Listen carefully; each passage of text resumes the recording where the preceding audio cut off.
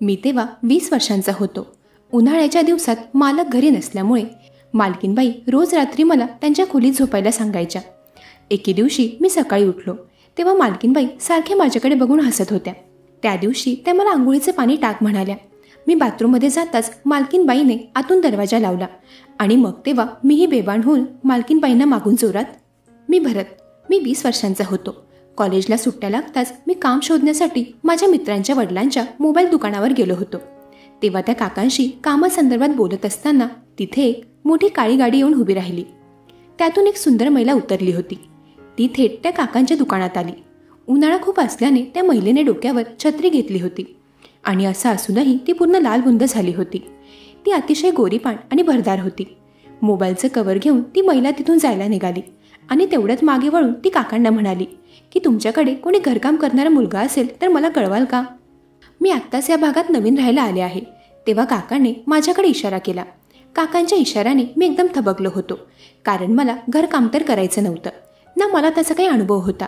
पण इतरत्र काम करण्यापेक्षा मला एसीमध्ये काम करायला काय हरकत, म्हणून मीही होकारार्थी मान डोलावली.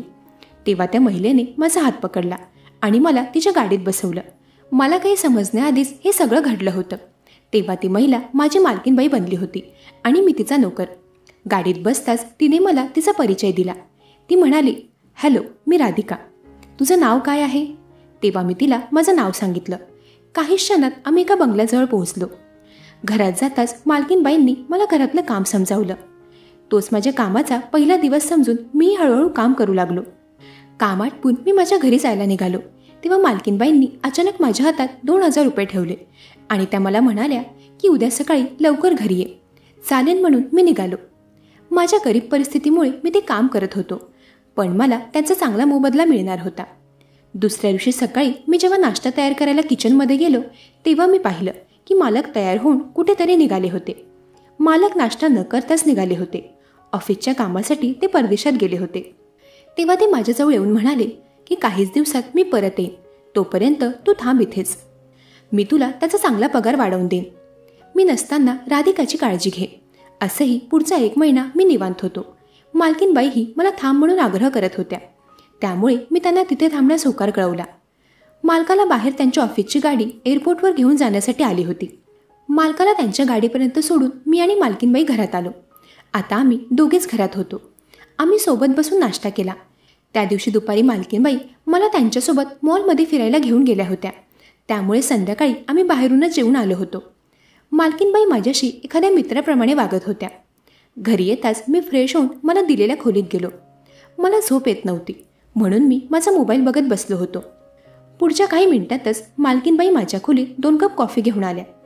मी मालकीनबाईला म्हणालो की मी कॉफी वगैरे काही पित नाही आणि असं रात्रीच्या वेळी तर अजिबातच नाही. तेव्हा मालकीनबाई म्हणाल्या की मला रात्री झोपण्यापूर्वी कॉफी पिण्याची सवय आहे. आज तुझे मालक माझ्या सोबतीला नाही आहेत, ते घरातच आहे असं समजून मी 2 कप कॉफी बनवली. मला सोबत म्हणून आजच्या दिवस मालकाच्या जागी तू माझा कॉफीचा पार्टनर हो. मालकीनबाईच्या आग्रहामुळे मी मालकीनबाईसोबत कॉफी प्यायलो. कॉफी खूपच छान झाली होती. मी मालकीनबाईने बनवलेल्या कॉफीचं कौतुक केलं. माझ्या कौतुकाच्या शब्दांनी मालकीनबाई फारच खुश झाल्या होत्या. त्या म्हणाल्या, तुझे मालक अजिबातच तुझ्यासारखे नाही आहेत. तू जसं आता माझं कौतुक केलंस तसं ते कधीच करत नाहीत. असं बोलून त्या नाराज झाल्या. मी त्यांना एक जोक सांगून पुन्हा त्यांच्या चेहऱ्यावर हसू आणलं. त्या रात्री मी मालकीनबाईंशी बराच वेळ गप्पा मारल्या. दुसऱ्या दिवशी मालकीनबाईने सकाळी माझ्या आवडीचा नाश्ता बनवला होता. मालकिनीने नोकरासाठी नाश्ता बनवणं हे मी वेगळंच काहीतरी बघत होतो. तसं मी कधीच कॉफी प्यायचो नाही, पण मालकीनबाईंच्या हातची कॉफी मला फार आवडली होती, म्हणून तेव्हा मी आवर्जून त्यांना 1 कप कॉफी बनवायला सांगितलं. माझा स्वभावच असा होता की मला कुठलीही गोष्ट चांगली वाटली की लगेचच मी कौतुक करायचो. मालकीनबाईंची प्रत्येक गोष्ट ही कौतुक करण्यासारखी होती, त्यामुळे मी त्यांचं कौतुक करायचो. तेव्हा त्या फारच खुश व्हायच्या. त्या दिवशी रात्री झोपताना मालकीनबाई माझ्या खोलीत आल्या. त्या मला म्हणाल्या की भरत, मला माझ्या खोलीत एकटीला झोपायला फार भीती वाटते. 2 दिवस तर मी जशी तशी एकटी झोपले, पण आज मला जरा जास्तच भीती वाटते. रोज तुझे मालक असतात तर काही वाटत नाही. तेव्हा मी मालकीनबाईला म्हणालो, त्यात काय घाबरायचं मालकीनबाई, घरात तुम्ही एकट्या थोडीच आहात. तुम्हाला काही जरी वाटलं तरी तुम्ही मला अर्ध्या रात्री एक हाक मारा, मी 0 मिनिटात तुमच्या समोर असेन. मालकीनबाई काही केल्या माझं ऐकायला तयार नव्हत्या. त्या म्हणाल्या की माझ्या मनातील भीती निघत नाही तोपर्यंत तरी तू माझ्या खोलीत झोप. मालकीनबाई तर फारच घाबरलेल्या दिसत होत्या. काही केल्या ते माझं काही ऐकायला तयार नव्हत्या. त्या रात्री मी त्यांच्या खोलीत झोपायला गेलो. थोड्या वेळाने मालकीनबाईने झोपेत असताना अचानक मला घट्ट मिठी मारली. कदाचित त्यांच्याने ते झोपेत चुकून झालं असावं. मी कशीबशी त्यांची मिठी सोडवली व त्यांना पाठमोरा होऊन झोपी गेलो. सकाळ होताच मी माझ्या खोलीत गेलो. थोड्या वेळाने मालकीनबाईने त्यांच्या खोलीतूनच मला हाक मारली. मी त्यांच्या खोलीत गेलो तर मला त्या कुठेही दिसत नव्हत्या. मी परत बाहेर जाणार तोच मला पुन्हा मालकीनबाईंचा आवाज आला. त्या त्यांच्या खोलीतील बाथरूममधून मला आवाज देत होत्या. मालकीनबाईने मला आत बाथरूममध्ये बोलावलं. मालकीनबाई म्हणाल्या की भरत, या गिझरमधून पाणीच येत नाहीये, जरा बघतोस का? माझ्या डोळ्यालाही साबण आहे आणि आतल्या कुठल्याच नळाला पाणी येत नाहीये. मालकीनबाईंच्या चेहऱ्यावर पूर्णपणे साबण होता. त्यांनी त्यांचे डोळे घट्ट बंद केले होते. त्यावेळी त्यांनी त्यांच्या अंगावर फक्त एक टॉवेल गुंडाळला होता. मालकीनबाईला तसं पाहून माझ्या अंगावर काटा येत होता. मी स्वतःला भानावर आणलं आणि नळाला काय झालंय ते बघू लागलो. डोळ्यावर साबण असल्यामुळे मालकीनबाईंकडून बाथरूममधला पाण्याचा मेन कॉक बंद झाला होता. त्यामुळे नळाचं पाणी थांबलं होतं. मी तो कॉक सुरू केला आणि नळ सुरू केला. लगेचच नळाला पाणी येऊ लागलं. माझं काम होताच मी बाथरूममधून बाहेर आलो. थोड्या वेळाने मालकीनबाई त्यांचे ओले केस झटकतच हॉलमध्ये आल्या. त्या माझ्या जवळ आल्या आणि मला थँक्यू म्हणून किचनमध्ये गेल्या. मालकीनबाई दिसायला फार सुंदर होत्या. त्यांच्या सुंदरतेकडे यापूर्वी मी कधीच असं निरखून पाहिलं नव्हतं. मालकाने खरंच नशीब काढलं होतं जे त्यांना एवढी सुंदर बायको मिळाली होती. मालकाला परदेशात जाऊन आता आठवडा झाला होता. मालक घरी कधी परतणार हे विचारण्यासाठी मी मालकाला फोन केला, पण त्यांचा फोन सारखा बंदच लागत होता. मी माझ्या घरी जायलाही निघालो होतो, पण मालकीनबाई म्हणत होत्या की मला एकटीला घरात भीती वाटते. मालक येत नाही तोपर्यंत तू इथेच थांब. मालकीनबाईला असं एकटं सोडून जाणंही मला योग्य वाटत नव्हतं, म्हणून मी अजून काही दिवस तिथेच थांबलो. एके दिवशी मालकीनबाई आणि मी मालकीनबाईंच्या खोलीत बसून कॅरम खेळत होतो. तेव्हा अचानकच मालकीनबाईंनी माझा हात पकडला आणि त्या रडायला लागल्या. त्या मला म्हणाल्या की भरत, माझ्यात काही कमी आहे का रे? नाही मालकीनबाई, तुम्ही तर फार सुंदर आहात, पण तुम्हाला असं रडायला आणि असं बोलायला अचानक काय झालं? मी असं विचारताच मालकीनबाई बोलू लागल्या की भरत, गेल्या काही दिवसांपासून तू एका मित्राप्रमाणे मला वेळ देतोयस, माझ्याशी गप्पा गोष्टी करतोयस. तुझ्या मालकाने माझ्यासाठी असा वेळ कधीच काढला नाही. ते नेहमी पैशांच्या मागे पळत असतात. त्यांना माझी जराही काळजी नाही आहे. आमच्या लग्नाला आता 3 वर्ष होत आलेत. आजपर्यंत मला हवं ते सुख तुझ्या मालकाकडून कधीच मिळालं नाही आहे. पण गेल्या काही दिवसांपासून माझ्यासोबत तुझं वेळ घालवतो आहेस, त्याने मला खूप आनंद मिळतोय. असं बोलून मालकीनबाईंनी माझ्या खांद्यावर त्यांचं डोकं टेकवलं. मालकीनबाईंना मी काय समजवावं तेही मला समजत नव्हतं. काही वेळाने मालकीनबाईंचा फोन वाजला. तेव्हा त्या भानावर आल्या आणि त्या खोलीतून बाहेर गेल्या. गेल्या काही दिवसांपासून मी मालकीनबाईंच्या खोलीतच झोपू लागलो होतो. मालकीनबाईंची रात्री झोपण्यापूर्वी कॉफी पिण्याची सवय मलाही लागली होती. मीही रोज रात्री झोपण्यापूर्वी कॉफी पिऊन झोपायचो. मालकीनबाईंच्या खोलीत मला फार छान झोप यायची. पण पुढे माझ्या आणि मालकीनबाईंमध्ये जे काही होणार होतं त्याची मला आणि मालकीनबाईला जराही काही कल्पना नव्हती. त्या रात्रीनंतर दुसऱ्या दिवशी जेव्हा मी सकाळी झोपेतून उठलो तेव्हा मला स्वतःला पाहून मीच घाबरलो होतो. कारण तेव्हा माझ्या अंगावर माझा शर्ट नव्हता, फक्त एक छोटी बरमुडा माझ्या अंगात होती व माझ्या मानेवरचे निशाणही दर्शवत होते की माझ्यात व मालकीनबाईंमध्ये नक्कीच काहीतरी झालं होतं. पण मालकीनबाई तेव्हा खोलीत मला कुठेही दिसत नव्हत्या. मी पटकन उठलो, माझे कपडे घातले आणि हॉलमध्ये आलो. मालकीनबाई तेव्हा बाहेरून भाजी घेऊन घरात येत होत्या. मालकीनबाई तर अगदी हसतच घरात आल्या होत्या. मला पाहून त्या एकदम खुश होत्या. त्या मला बघताच गुड मॉर्निंग म्हणाल्या. काल रात्रीनंतर मला खूपच आराम मिळाला आहे असं त्या म्हणत होत्या. त्या दिवशी नाश्ता न करताच मी माझ्या खोलीत गेलो. मी स्वतःला काही वेळ खोलीत बंद करून घेतलं होतं. मालकीनबाईंसोबत मी काय करून बसलो होतो ते काही मला समजत नव्हतं. मला काल रात्रीचं काहीच कसं आठवत नव्हतं आणि मालकीनबाई त्याबद्दल काहीही का बोलत नव्हत्या. म्हणजे मी जो विचार करत होतो कदाचित तो सगळा माझा भ्रम होता. मी जो विचार करून बसलो होतो ते एक वाईट स्वप्न म्हणून मी तिथेच विसरलो व माझं आवरून मी माझ्या खोलीतून बाहेर आलो. मालकीनबाई रोजसारख्याच माझ्याशी वागत बोलत होत्या. त्यांच्या वागण्यात मला जराही बदल जाणवत नव्हता. पुढचे अजून काही दिवस उलटले. मालकीनबाईंच्या फोनवरून 1-2 वेळा मालकासोबत माझं बोलणं झालं होतं. मालकाने सांगितलं की पूर्ण 1 महिन्यानंतर ते परदेशातून परतणार आहेत. ते येत नाही तोपर्यंत त्यांनी मला मालकीनबाईंसोबतच थांबायला सांगितलं होतं. माझ्या आईबाबांचाही त्यासाठी होकार होता. एके दिवशी मालकीनबाई आणि मी बाहेरील गार्डनची साफसफाई करत होतो. तेव्हा गप्पा करता करता मालकीनबाईंनी मला विचारलं की भरत, तुझी कोणी गर्लफ्रेंड आहे का? तेव्हा मी मालकीनबाईला म्हणालो की नाही हो मालकीनबाई, माझ्यासारख्याची गर्लफ्रेंड व्हायला कोणाला आवडणार आहे? कोणाचं माहीत नाही, पण मला नक्कीच आवडेल. काही विचार न करता क्षणार्धात मालकीनबाई असं काही बोलल्या. मी त्यांच्याकडे आश्चर्याने बघू लागलो. तेव्हा त्या हसायला लागल्या आणि म्हणाल्या की काय रे, मस्करी केली मी, तू काय खरं समजलास की काय? एवढा काय चकित होतोयस? हसता हसता मालकीनबाई घरात निघून गेल्या. मस्करी समजून मी त्या गोष्टीकडे दुर्लक्ष केलं. मालकीनबाई कधी कधी मस्करी करायच्या की त्यांच्या मनातल्या माझ्याविषयीच्या भावना व्यक्त करायच्या तेच समजायचं नाही. पुढच्या 2-3 दिवसांनी मालकीनबाईंना अचानक मळमळू लागलं. मी त्यांना हॉस्पिटलमध्ये घेऊन गेलो. डॉक्टरांनी त्यांचं चेकअप केलं. तेव्हा समजलं की मालकीनबाई गरोदर आहेत. मालकीनबाईंची खुशखबर ऐकून मी फार आनंदी झालो होतो. मी आनंदातच मालकीनबाईला मिठी मारली. मी त्यांना सांभाळून घरी घेऊन आलो.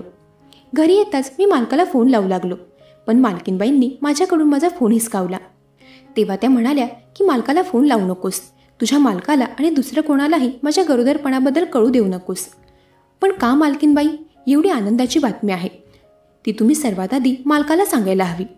ही खुशखबर ऐकताच मालक कसे पळतच घरी येतील बघा. मी असं बोलताच मालकीनबाई म्हणाल्या की माझ्या पोटातलं बाळ हे तुझ्या मालकाचं नाही आहे, या बाळाचा बाप तू आहेस. मालकीनबाई असं बोलताच मी त्यांच्यावर चिडलो. मी त्यांना म्हणालो की मालकीनबाई, तुम्ही काहीही काय बडबडताय? तुमच्या पोटातील बाळाचा बाप मी कसा असू शकतो? तेव्हा मालकीनबाई म्हणाल्या की हो भरत, तूच आहेस या बाळाचा बाप. जर तुला खोटं वाटत असेल तर आपण आत्ताच जाऊन टेस्ट करूयात, तेव्हा सगळं काही तुला समजेल. गेल्या काही दिवसांपासून तू रात्री माझ्यासोबत कसा वेळ घालवतोस विसरलास का? तू रात्री माझ्यासोबत वेगळा वागतोस आणि सकाळ होताच तू घरात असा वावरतोस की जसं की आपल्यात काहीच झालं नाही आहे. भरत, तुझी माझ्यावर असलेली नजर मला चांगली लक्षात आली आहे. मालकीनबाई ते सर्व खरं बोलत होत्या असंच मला वाटत होतं, कारण त्या दिवशी मी जो भ्रम समजलो होतो तो भ्रम नव्हता कदाचित. ते सगळं किती रात्रीपासून घडत होतं कोणास ठाऊक, पण अजूनही मला त्यातलं काहीच कसं आठवत नव्हतं. मी तेव्हा मालकीनबाईंची माफी मागू लागलो. मी त्यांना म्हणालो की मालकीनबाई, मला माफ करा, माझ्याने जे झालं ते सर्व चुकून झालं. मला तुमचा आणि मालकाचा संसार तोडायचा नाही आहे. प्लीज हे सर्व आपण इथेच विसरू. मी आत्ताच्या आत्ता माझ्या घरी निघतो. मालकीनबाई, प्लीज तुम्ही याबद्दल कोणालाही काहीच सांगू नका. मी असं बोलताच मालकीनबाई म्हणाल्या की ठीक आहे, मी या बाळाला तुझं नाव देणार नाही, पण तुला यातून वाचायचं असेल तर तुला लग्न करावं लागेल. लग्न? मी आश्चर्यचकित होऊनच म्हणालो. लग्न वगैरे हे तुम्ही काय बोलत आहात मालकीनबाई? तेव्हा त्या बोलू लागल्या की उद्या दुपारी तू लग्नासाठी तयार राहा, बाकी सगळं तुला तेव्हाच समजेल. मालकीनबाई ते सर्व काय बोलत होत्या ते काही मला समजत नव्हतं. मी तर फार विचारात पडलो होतो. माझ्या आईबाबांना व मालकालाही मी काहीच सांगू शकत नव्हतो. तो दिवस माझ्या आयुष्यातला सगळ्यात खराब दिवस होता. कसाबसा तो दिवस गेला. दुसरा दिवस उजाडला. मालकीनबाईंनी मला नवरदेवासारखे कपडे आणून दिले. मालकीनबाईही नवरीप्रमाणे नटल्या होत्या. मी तयार होऊन हॉलमध्ये आलो. तिथे मालकीनबाईंनी सर्व लग्नाची तयारी करून ठेवली होती. मालकीनबाई माझ्याशी लग्न करणार असंच मला वाटत होतं, पण तसं काहीच झालं नाही. मालकीनबाई घराच्या दरवाजातून एका मुलीला घेऊन आत आल्या. ती मुलगी लहान मुलींप्रमाणे वागत होती. ती तर मला वेडी दिसत होती. मालकीनबाईंनी त्या मुलीला माझ्या शेजारी आणून बसवलं. माझ्या शेजारी बसताच ती मुलगी मला ओरबाडू लागली. मी एक धडधाकट मुलगा असून मला त्या मुलीची भीती वाटत होती. लग्नाच्या विधी सुरू होणार. तोच मालक मला घराच्या दारात दिसले. मालकाला पाहून मी आनंदी झालो होतो आणि घाबरलोही होतो. मालकाला पाहून मालकीनबाई मात्र घाबरलेल्या दिसत होत्या. मालकाने घरात येताच ते लग्न थांबवलं. ते म्हणाले की भरत, हे तू काय करतोयस? मी काही बोलणार तोच मालकीनबाई म्हणाल्या की भरत माझ्या बहिणीवर जीवापाड प्रेम करतो. मालकीनबाई मला मालकासमोर विचारू लागल्या. माझी सत्यता त्या मुलीशी लग्न केल्यावरच गुपित राहणार होती, म्हणून मी माझा त्या लग्नाला होकार आहे असं मालकाला सांगितलं. त्या वेड्या मुलीवर माझं प्रेम आहे हे मालक मान्य करायला तयारच नव्हते. तेव्हा मालकीनबाईंनी त्यांना त्यांच्या मोबाईलमधले काही फोटोज दाखवले. मालकीनबाईंनी त्या मुलीला माझ्या बाजूला लेटवून आमचे नको ते फोटो काढले होते आणि तेच त्या मालकाला दाखवत होत्या. ते सगळं पाहून माझ्या लक्षात आलं होतं की माझ्या मानेवरचे ते नखाचे निशाण ते वेड्या मुलीचे होते, कारण ती आताही सारखी मला ओरबाडू पाहत होती. मालकीनबाईंचा प्लॅन माझ्या लक्षात आला होता. ती वेडसर मुलगी मालकीनबाईंची बहीण होती. तिच्याशी माझं लग्न लावण्यासाठी मालकीनबाईंनी एवढं सगळं केलं होतं. त्यावेळी मी मालकाला सगळी सत्यता सांगितली. मालकीनबाई प्रेग्नेंट नव्हत्याच. त्यांनी मला ज्या हॉस्पिटलमध्ये त्यांना न्यायला सांगितलं होतं ते त्यांच्या ओळखीचं होतं. मालकीनबाईने मला खोटे रिपोर्ट दाखवले होते. त्यांच्या खोट्याला मी खरं मानून बसलो. मालकाने मालकीनबाईला जाब विचारला. तेव्हा त्या बोलू लागल्या की मी भरतला रात्री कॉफीमधून झोपेचं औषध देत होते. त्याला गुंगी येऊन तो गाढ झोपेत गेला की मी माझ्या बहिणीला त्याच्या शेजारी आणून त्याचे तिच्यासोबत असे फोटो काढलेत, जेणेकरून ते मी तुम्हाला दाखवेल आणि भरतचं माझ्या बहिणीवर प्रेम आहे असं तुम्ही समजाल. मालकीनबाईंनी चांगलं डोकं चालवलं होतं. एकीकडे त्यांनी मी त्यांच्यासोबत काहीतरी केलंय असं सांगून मला फसवलं होतं आणि दुसरीकडे त्यांनी माझं त्यांच्या बहिणीवर प्रेम आहे असं दाखवण्यासाठी माझ्या व त्यांच्या वेड्या बहिणीचे नको तसे फोटो काढले होते, जेणेकरून ते मी तुम्हाला दाखवेल आणि भरतचं माझ्या बहिणीवर प्रेम आहे असं तुम्ही समजाल. मी माझ्या मालकीनबाईला कधीच माफ करणार नव्हतो. मालकीनबाईंनी जे काही केलं होतं त्यावर मालकही खूप रागावले होते. एखाद्याच्या गरिबीचा असा फायदा घेणं अत्यंत चुकीचं आहे असं त्यांचं स्पष्ट मत होतं. तेव्हा मालकाने मला काही पैसे दिले आणि मला माझ्या घरी जायला सांगितलं. त्या दिवसापासून मला समजलं होतं की परिस्थिती कशी असू दे पण कोणाच्याही गोड बोलण्याला भाळून जाऊ नये, कारण लोक गोड बोलून तुमचा घात करतात. त्यामुळे नेहमी सतर्क राहणे हीच आजच्या काळाची गरज आहे. मंडळी, कशी वाटली ही कथा? ही कथा तुम्हाला आवडली असेल तर व्हिडिओला लाईक आणि चॅनलला सबस्क्राईब करा. त्याचबरोबर बेल आयकॉनवरही क्लिक करा. ऐकत रहा मनाचे बोल.